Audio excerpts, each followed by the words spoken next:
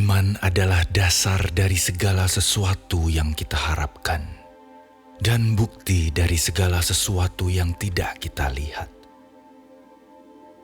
Sebab oleh imanlah telah diberikan kesaksian kepada nenek moyang kita. Karena iman kita mengerti bahwa alam semesta telah dijadikan oleh firman Allah, sehingga apa yang kita lihat telah terjadi dari apa yang tidak dapat kita lihat. Karena iman, Habel telah mempersembahkan kepada Allah korban yang lebih baik daripada korban Kain. Dengan jalan itu ia memperoleh kesaksian kepadanya bahwa ia benar, karena Allah berkenan akan persembahannya itu. Dan karena iman, ia masih berbicara sesudah ia mati.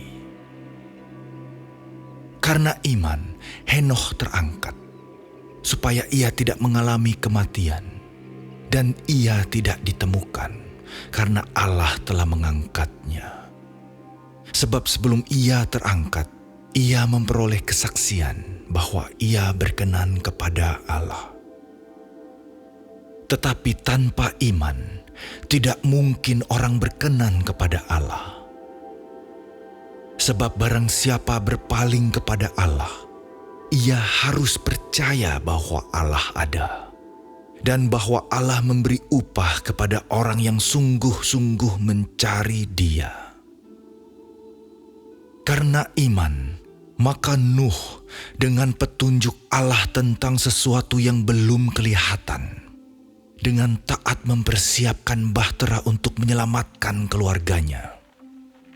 Dan karena iman itu ia menghukum dunia, dan ia ditentukan untuk menerima kebenaran sesuai dengan imannya. Karena iman, Abraham taat ketika ia dipanggil untuk berangkat ke negeri yang akan diterimanya menjadi milik pusakanya. Lalu ia berangkat dengan tidak mengetahui tempat yang ia tujui. Karena iman, ia diam di tanah yang dijanjikan itu, seolah-olah di suatu tanah asing, dan di situ ia tinggal di kemah dengan Ishak dan Yakub, yang turut menjadi ahli waris janji yang satu itu. Sebab ia menanti-nantikan kota yang mempunyai dasar, yang direncanakan dan dibangun oleh Allah. Karena iman, ia juga dan Sarah beroleh kekuatan untuk menurunkan anak cucu, walaupun usianya sudah lewat, karena ia menganggap Dia yang memberikan janji itu setia. Itulah sebabnya, maka dari satu orang, malahan orang yang telah mati pucuk, terpancar keturunan besar, seperti bintang di langit dan seperti pasir di tepi laut, yang tidak terhitung banyaknya. Dalam iman, mereka semua ini telah mati sebagai orang-orang yang tidak memperoleh apa yang dijanjikan itu, tetapi yang hanya dari jauh melihatnya dan melambai-lambai kepadanya, dan yang mengakui bahwa mereka adalah orang asing dan pendatang di bumi ini. Sebab mereka yang berkata demikian menyatakan bahwa mereka dengan rindu mencari suatu tanah air.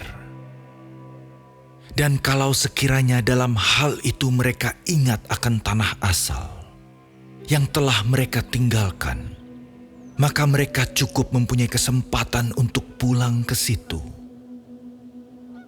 Tetapi sekarang mereka merindukan tanah air yang lebih baik, yaitu satu tanah air sorgawi. Sebab itu Allah tidak malu disebut Allah mereka, karena Ia telah mempersiapkan sebuah kota bagi mereka. Karena iman, maka Abraham, tatkala ia dicobai, mempersembahkan Ishak. Ia yang telah menerima janji itu rela mempersembahkan anaknya yang tunggal, Walaupun kepadanya telah dikatakan, keturunan yang berasal dari Ishaklah yang akan disebut keturunanmu. Karena ia berpikir bahwa Allah berkuasa membangkitkan orang-orang sekalipun dari antara orang mati. Dan dari sana ia seakan-akan telah menerimanya kembali. Karena iman maka Ishak, sambil memandang jauh ke depan, memberikan berkatnya kepada Yakub dan Esau.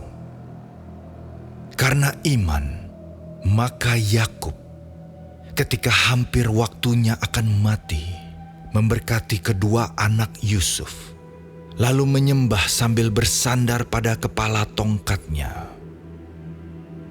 Karena iman, maka Yusuf menjelang matinya memberitakan tentang keluarnya orang-orang Israel dan memberi pesan tentang tulang belulangnya. Karena iman, maka Musa setelah ia lahir disembunyikan selama 3 bulan oleh orang tuanya. Karena mereka melihat bahwa anak itu elok rupanya dan mereka tidak takut akan perintah raja. Karena iman maka Musa setelah dewasa menolak disebut anak putri Firaun. Karena ia lebih suka menderita sengsara dengan umat Allah daripada untuk sementara menikmati kesenangan dari dosa. Ia menganggap penghinaan karena Kristus sebagai kekayaan yang lebih besar daripada semua harta Mesir, sebab pandangannya ia arahkan kepada upah. Karena iman, maka ia telah meninggalkan Mesir dengan tidak takut akan murka raja. Ia bertahan sama seperti ia melihat apa yang tidak kelihatan. Karena iman, maka ia mengadakan Paskah dan pemercikan darah, supaya pembinasa anak-anak sulung jangan menyentuh mereka.